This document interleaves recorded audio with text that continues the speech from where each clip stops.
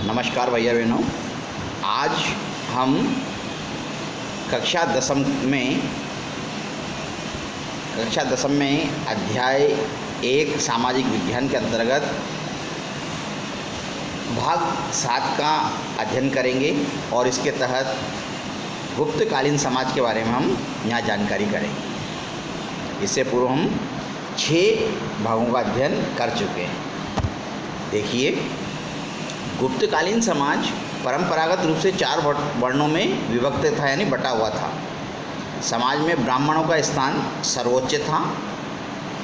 उनको बड़े सम्मान की दृष्टि से देखा जाता था। उनके कर्तव्य माने जाते थे अध्ययन, अध्यापन, यज्ञ और दान। ये उनके प्रमुख कर्तव्य माने जाते थे कि जो ब्राह्मण हैं अध्ययन करेंगे, दूसरों को अध्यापन करवाएंगे, यज्ञ करेंगे और दान करने का जो इनके ये कर्तव्य माने जाते थे। क्षत्रिय का कर्तव्य राष्ट्र की रक्षा करना था। वैश्य का कार्य व्यापार और वाणिज्य करना था। शूद्र का कार्य सेवा प्रदाता था। मतलब 4 वर्ण थे, ब्राह्मण, क्षत्रिय, शूद्र, वैश्य। इनके अलग अलग कार्य का विभाजन किया गया था। गुप्त काल में जातियों के विषय में व्यवसाय का बंधन शिथिल होने लगा था। फिर भी वर्णों का आधार गुण और कर्म न होकर जन्म ही था। स्त्रियों का समाज में महत्वपूर्ण स्थान था। उन्हें सम्मान की दृष्टि से देखा जाता था। धार्मिक कृत्यों में पति के साथ पत्नी की उपस्थिति अनिवार्य थी। जब भी कोई धार्मिक आयोजन किया जाता था उस समय पति के साथ पत्नी की उपस्थिति अनिवार्य होती थी। स्त्री शिक्षा का प्रचलन था। पर्दा प्रथा नहीं थी। उस समय 8 प्रकार के विवाहों का प्रचलन था। इनमें स्वयंवर प्रथा भी विद्यमान थी। स्वयंवर प्रथा का मतलब है कि अपने पति को स्वयं चुनाव करना और चुनना। गुप्त काल में मिश्रित जातियाँ मुर्दा, सिक्त, करण, अम्बष्ट, पारस्व आदि उग्र थी। कायस्थ गुप्त युग में एक वर्ग था, परंतु बाद में यह एक जाति के रूप में अस्तित्व में आ गया। पहले एक कायस्थ एक युग के रूप में जाना जाता था, लेकिन बाद में इसने एक जाति का रूप ले लिया। गुप्तकालीन साहित्य में नारी का आदर्श चित्रण है। पुत्र के अभाव में पुरुष की संपत्ति पर उसकी पत्नी का प्रथम अधिकार होता था। जैसे मान लीजिए कोई दंपत्ति निसंतान है तो पुत्र के अभाव में जो पति की संपूर्ण संपत्ति थी, जमीन जायदाद हुआ करती थी, उस पर उसकी पत्नी का अधिकार होता था।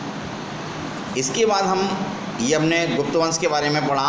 अब आता है अगला वंश हमारे सामने, पुष्यभूति वंश, तो जिसको वर्धन वंश के नाम से भी जानते हैं। 6वीं शताब्दी ईस्वी में दिल्ली के निकट थानेश्वर में पुष्यभूति से जो शिव का उपासक था, इस वंश का प्रारंभ हुआ। इस वंश में 3 राजा हुए, एक प्रभाकर वर्धन, राज्यवर्धन और हर्षवर्धन। ये वर्धन वंश के 3 प्रतापी शासक थे।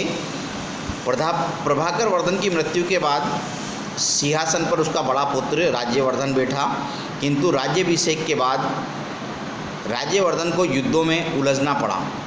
जब प्रभाकर वर्धन की मृत्यु हो गई तो उसका बड़ा पुत्र था राज्यवर्धन, उसको राजा बनाया गया, लेकिन निरंतर वो युद्धों का उसे सामना करना पड़ा और बंगाल के गौड़ शासक शशांक ने 606 ईस्वी में उसका वध भी कर दिया। किसका?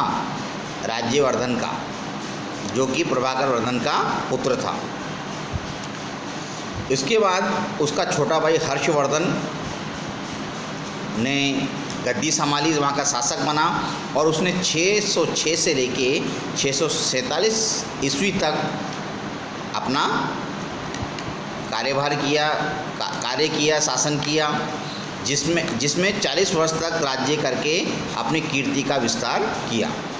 वह निसंतान था। अतः उसकी मृत्यु के बाद ही पुष्यभूति वंश का भी अंत हो गया।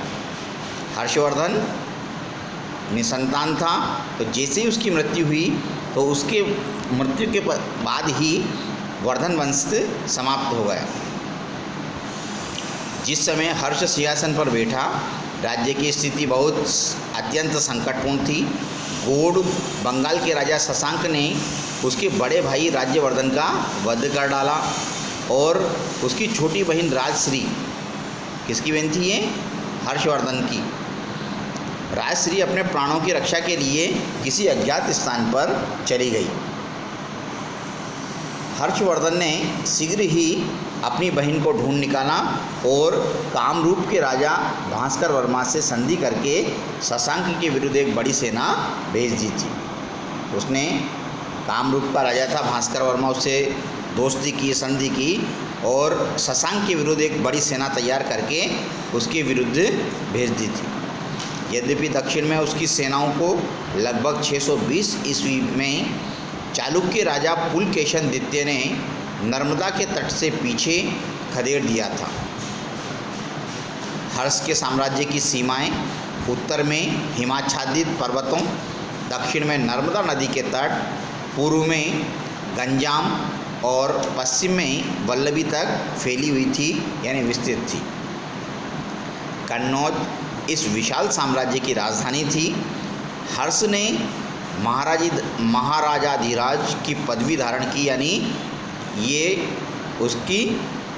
उसने ये पद धारण किया, उपाधि धारण की। वह शिव और सूर्य की उपासना करता था। हर्षवर्धन शिव और सूर्य का उपासक था। बाद में उसका झुकाव महायान, यानी जो कि बौद्ध धर्म की एक शाखा थी, उसकी ओर हो गया। वह प्रति 5वें वर्ष में प्रयाग में गंगा और यमुना के संगम पर एक महोत्सव करके दान आदि करता था।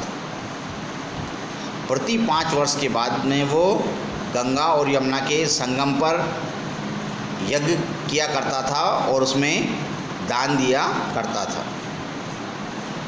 चीनी यात्री हेनसांग भी इस प्रकार के छठे महोत्सव में शामिल होने का उसे अवसर मिला।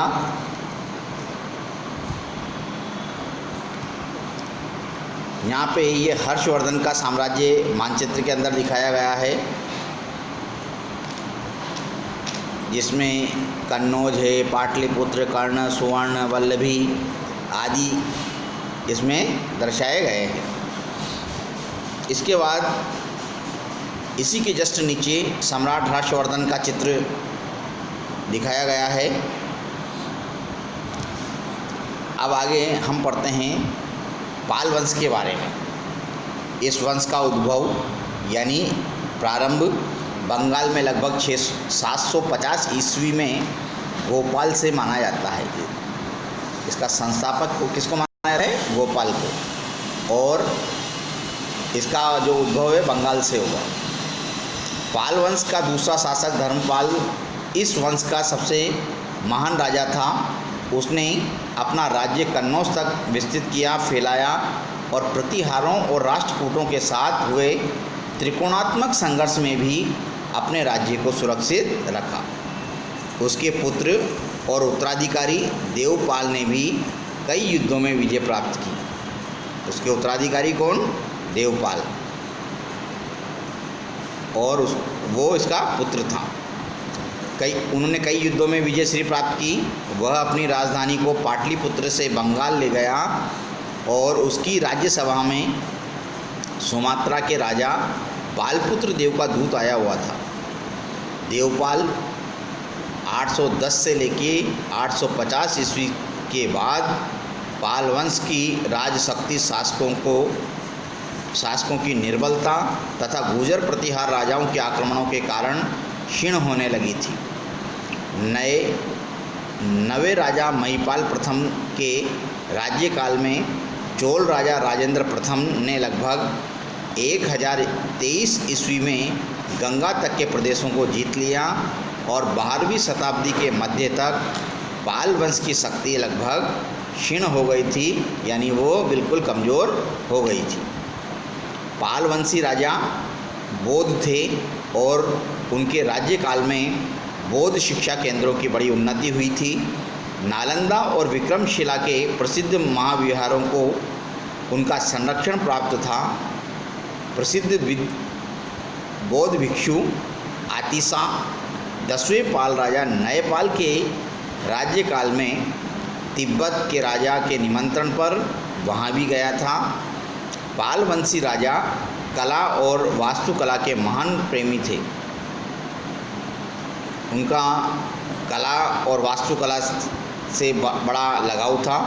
उन्होंने धीमान और विटपाल जैसे महान शिल्पियों को संरक्षण प्रदान किया, यानी अपने राज्य में उनको रखा। पाल युग में अनेक जलाशय दीनापुर ज़िले में अभी भी बचे हुए हैं। इसके बाद राष्ट्रकूट वंश के बारे में हम पढ़ते हैं। इस राजवंश की स्थापना दंती दुर्ग ने 736 ईस्वी में की थी। उसने नासिक को अपनी राजधानी बनाया। इस वंश में 14 शासक हुए। दंती दुर्ग वातापी के चालुक्यों के अधीन सामंत था। उसने अंतिम चालुक्य शासक कीर्तिवर्मा द्वितीय को पराजित करके दक्षिण में चालुक्यों की सत्ता समाप्त कर दी थी। कृष्ण प्रथम ने एलोरा के सुप्रसिद्ध कैलाशनाथ मंदिर का निर्माण करवाया। वंश के चौथे शासक ध्रुव ने गुर्जर प्रतिहार शासक वत्सराज को पराजित किया और 5वें शासक गोविंद तृतीय ने गुर्जर प्रतिहार शासक नागभट्ट द्वितीय और पाल शासक धर्मपाल को पराजित किया। उसने राष्ट्रकूटों के साम्राज्य को मालवा प्रदेश से कांची तक विस्तृत कर दिया, यानी फैला दिया। छठा शासक अमोघ वर्ण शांतिप्रिय था, जिसने लगभग 64 वर्षों तक राज्य किया। उसी ने मान्यखेत यानी मालखेड़ को राष्ट्रकूट की राजधानी बनाया। किसने? अमोघ वर्ष ने। अरब यात्री सुलेमान ने अमोघ वर्ष की गणना विश्व के तत्कालीन 4 महान शासकों में की थी। अरब का यात्री था सुलेमान। उसने विश्व के जो 4 महान शासक बताए उसके अंदर अमोघ वर्ष को भी स्थान दिया था। कृष्ण द्वितीय तथा इंद्र तृतीय ने कन्नौज के तत्कालीन शासक महिपाल को पराजित करके भागने पर विवश कर दिया। 12वें शासक कृष्ण तृतीय के शासनकाल में राष्ट्रकूटों का दक्षिण में के चोल शासकों से एक दीर्घकाल संघर्ष हुआ। राष्ट्रकूटों का पराभव कल्याणी के चालुक्यों द्वारा हुआ। चालुक्य शासक तेलप ने 973 ईस्वी में इस वंश के कर्क द्वितीय को पराजित करके मान्यखेत पर अधिकार कर लिया और राष्ट्रकूट शासक वैदिक धर्म का प्रबल समर्थक था, यानी वैदिक धर्म को मानने वाला था। उन्होंने कई भव्य मंदिरों का निर्माण करवाया। वे संस्कृत तथा कन्नड़ साहित्य के पोषक थे। अरबों ने इस वंश के शासकों को बलहरा यानी बलराज संबोधित किया। धन्यवाद। जय हिंद, जय भारत। अगले 8वें भाग में हम गुर्जर प्रतिहार वंश का अध्ययन करेंगे।